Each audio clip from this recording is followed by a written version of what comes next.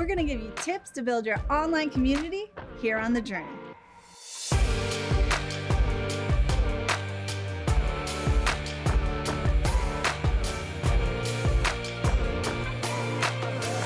Hi, I'm Emma, and this is my co-host Neely, and I want to start off with why? Why should I build an online community? Why, right? An online community is, in my opinion, the only way that you are going to elevate your brand to that next level. It's really going to help differentiate you from everyone else. Because at the end of the day, literally everything's a commodity, but a community is something that makes you stand out. All right, so I know it's really important to not always be focused on selling. Rather, take the time to position yourself as an expert. This will be a great way to give back to your community, your fans, your customers. So think about that when it comes to what you're focused on. Right, and like you say, and previous episodes, if you've been following along, you don't want to sell, you want to Tell. super corny as it is the truth. And while you're doing that and you're telling and you're positioning yourself as the expert, it also gives the opportunity of really learning about your audience because you're engaging with them, you're talking with them, you're learning about really what they're doing. And because of that, you're figuring out, cool, what are their actual problems? What are they wanting? What are they needing? Then with that, that's free market research from your community that you can really dig into and figuring out, cool, what's next for your brand? What other services can you offer to really elevate that? Yeah, I mean, your customers can show you a lot and enlighten you on a lot of things to help actually benefit your business in the long run. That is a great point, which leads me into the first tip, and that's really to make it all about the people because I love that. Without people, you have no business. Without business, you have no money. And then you're broke, and then you can't eat pizza all day. It's a tragedy. Tragedy. But you really need to make it about them and figuring out what they need. Going into that, I strongly encourage your group to share. I often speak to this when talking about social media, like, hey, social media is rad because it's not a one-way street. It's not a walking billboard. It's a two-way street. So encourage comments, feedback, just like we do here on The Journey. Asking a comment below, right? And you can do the same thing. Have polls, especially with Instagram and how engaging stories are. You can throw up a quick poll or a question or a quiz now too. And just ask your audience a random question that relates to your business, gets them involved, gets them engaged. And now it's not just a one-way street. We're just yelling at another person. They're like, stop yelling at me. Exactly. We're actually talking. All right, now another way we can really encourage our community and build it and boost it is to recognize our group members, right? Good tip. They're putting in the work, especially if like you're a coach or if you're teaching something online, you have people learning how to do whatever you're doing, right? Show their progress. I know there's a person by the name of Lewis Howes, and he has a Facebook community group, and he has masterminds and inner circles and all that stuff, and I'll talk about it in a little bit. But one thing he does really, really well is when one of his clients or his followers are doing something like just super great, he'll give him a shout out like, hey, Margaret just launched her new book. Everyone give her a shout out. Way And to go, everyone's like, Margaret! yeah, that's awesome. Love your new book. And that's not something you have to pay for. You're literally just giving a shout out saying, hey, I see you. I want to recognize you. And I want everyone else to know how awesome you are. So that's super impactful and powerful just to give them a little kudos. All right, so this is a perfect time to bring up the importance of setting the tone for the culture. Lead by example. So don't go and ghost people on your social media just because, I get it, you're busy, because then you'll lose the engagement of your fans and followers. So set the tone. Be sure to be engaging, be present, dish out some quality content. Think about it even in your social life. You know, you stop inviting your friends to go do things and you stop reaching out. They start to think, oh, this friendship, It's just done. it's done. So perfect segue, right? So leading into my next tip is to really be consistent with your audience. And what that consistency is really up to you. You don't have to post every single day, but you do want to be consistent. So if you want to make something where every Thursday I'm going to do a Facebook Live or every Friday I'm going to do an Instagram post. Ooh, or every Tuesday. Tip Tuesday. I thought you were going to go Taco Tuesday. Or Motivational Monday. I'm still about Taco Tuesday. But anyways, make it consistent and make sure that they can expect it.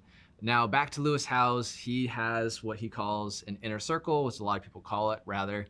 That's basically a little mastermind group of his community. And once a month, he goes on with his community on a video hangout, right? So he goes and talks. What do they do? They talk to each other. They say, hi, how we doing? Do like little icebreakers. Then he usually has like a special guest that goes on and like teaches his audience something super cool. He'll usually have like a Q&A session with some randomly selected audience members so they can really have that engagement. Super cool, right? But he does that every single month, and his followers expect that, so they know that this is happening, which also you keep doing it, continue to do it, so you get more and more people really bought into you because, man, this person's sticking around. They're about it, and I want to be about it too. And it's like what I was talking about earlier, setting the tone for that culture. Yeah. Another cool thing to do, challenge your community. There's this artist illustrator that I follow on Twitch, and she does a WAC, which is a weekly artist challenge, and it's super fun because you get to see these challenges live, and it could be something as simple as like draw a tree or try oil paints or screen printing, and then you get to check it out on the live footage and feed. Now with all this fun and game, right, what that comes with building your community, all these challenges, all this engagement, there is the not so fun part, and that is to set some ground rules and policies, because at the end of the day, we want this community to be really a safe place for everyone. So those rules, they don't have to be super strict, but they should be more common sense, right? Yeah, so like if you have a chat room, you want to make sure you're mediating that, making sure that there aren't any trolls out there. Block the trolls. Block the trolls. But don't play pay the troll nice. toll. The troll toll. It's been a while since you heard that, right? I've never heard that. Totally derailed you. But yeah, keep all the negativity out there. You want your community to be inspiring, and you really want the power of community is like bringing people together with like-mindedness, right? We're all here to help each other, and that's what that community should be about. So those rules and policies are there to make sure everyone plays fair. But, and don't call me a delusional optimist, but what if I become too successful and I can't handle it all? Well, other than partying on your yacht, eating all the pizza from all that success, right? You're gonna need to get some help. And that help is going to come from your community. You likely already have people in your community answering questions, helping you out already. It's time to go back to what we talked about earlier and recognizing them and recognizing all the help that they've been giving, and give them more of an admin type role in your community, saying, hey, you've been doing an awesome job. I want you to keep doing it. Let's go ahead and make this official. I want to make you my admin. So now they're helping you with your community, answering those questions, talking to the people while you're partying on your yacht, or growing your business even more and growing your community and just having fun with it. Yeah, and then they can all join me on my yacht. Absolutely. Pizza for everyone. Or there's also ways you can outsource this. So if you don't have anyone really active in your community that wants to step up, you can't hire admins to go in and manage that for you. All right, cool, Neely. So now I know how to do it, but where do I do this?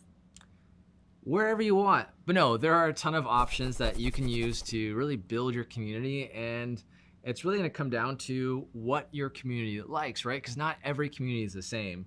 Your community might like being on Instagram or Twitter, but others may just want an email. But one of the first places you can really build that community is just with an email newsletter.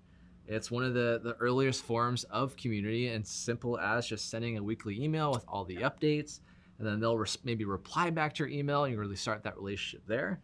But what I would recommend for this is try to make that email newsletter, especially in today's world, almost exclusive, right? Like that email newsletter is for this specific person trying to achieve this specific thing. Because if it's just an email for anyone, they don't really feel a part of that community, you know? Definitely hear you on the email. I'm definitely a huge fan of it with the businesses that I follow and engage with. But also, let's not forget blogs. Blogs are a great way to also The tried and true. Get the information out, and also make it really easy for your customers to share. So one thing I love about GoDaddy is we have a great blog that we share a ton of topics, everything ranging from how to finance your business to how to start a business to or how to build a community. How to build a In community. the description below. Exactly. Or how to be a master on Twitter. Point is, we put this information out there for the community, and then we make it easy to then share across social channels. Yeah, and another way we can really build that community is through a membership on your website. Now, if you're using WordPress or other popular applications, there's usually plugins that'll help you accomplish this. But Lewis Howes has that inner circle, and that's a membership on his site that people go to that are just a part of his community, where he can share that content directly with them.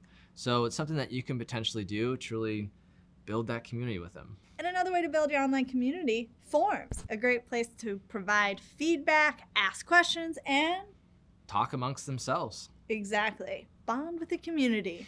Now, probably my favorite way to build community, and I'm a part of, I've lost count, is through Facebook and using Facebook groups. It's probably one of the easiest ways to connect all of your community members together because let's face it, everyone's already on Facebook already. So it's one quick share, one quick ad, and they're in. And now you can add your posts, your videos, your images, and just anything you want to share with your community, you can. The good thing, kind of like forums, is your community can actually talk amongst themselves. They can start their own conversations. And I've seen lots of relationships build within the community because they're all like-minded people. Some people end up becoming best friends through this community, which is awesome. Are you a part of any Facebook groups? Actually just part of one. It's like vegans in Southern California, which is very common, but I get to meet a lot of like-minded people. It's also a great way for me to learn of different restaurants to try because I recently moved from LA to San Diego and it's a 3-hour difference. A lot of people go, that's not that far. No, it's a completely different community. And so it was a great way for me to learn about where to eat, which farmers markets to hit. It's super rad. And that's awesome. And that community is pretty specific to what you like. And your business has a specific interest group, right? And that community wants to know more about what you do or the service you offer. And there's the rest of the people that are like-minded, which is super awesome. All right, so I've heard a lot about Slack. I personally don't use it to build my online community. Maybe you could convince me otherwise, but what's all about Slack? What's Slack Attack? What's Slack Attack? Always throwing random things to throw me off my train of thought. It never works. It sometimes. You should see how many bloopers we have. But so Slack is typically a messaging app, but I actually am a part of a pretty big Slack community out in Phoenix. So as you know, I love WordPress. I'm all about it. And there's a lot of little WordPress meetups and community inside of Phoenix. Now, instead of us having a Facebook group or all these different things, we just actually have a Slack group.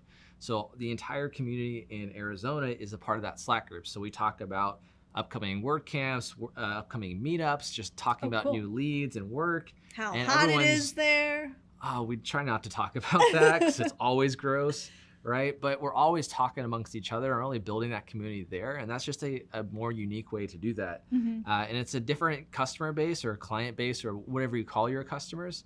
So if Slack works for you, if your audience is already on Slack, they're familiar with it, it's a good way and a good idea to really build that community in a unique way. So I get Slack. I can see where that's super beneficial. Slack Attack. Stealing that now.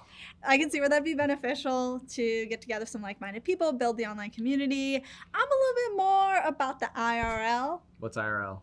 In real life. Okay. So there's meetups. I know that's been super helpful for some of my friends who've moved to new cities as a way to meet new people and get to know their area. I know my good friend Rye joined a meetup where it was like a paint and sip. Okay. So you get to have a little booze, paint a little picture, and then get to meet people. Unless they're really into their artwork and introvert, then you don't get to know them at all. But it's a chance to meet people. I know when I first moved to LA's huge, right? So I also joined a meetup and a bunch of chambers of commerce, went and did some cool events, went to arcades.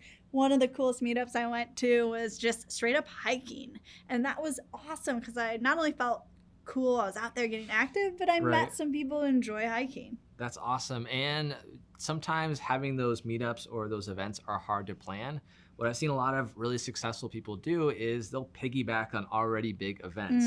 So big events like WordCamp is one of them. It's a WordPress conference. People will have little meetups the day after, the day before. That way people are already coming to that conference. They're gonna basically piggyback on all that travel already, bring that community in and have their own little meetup, if you will, or little conference or little really get together. They can really bring that community together, have that face-to-face time, and really just bond and connect. Yeah.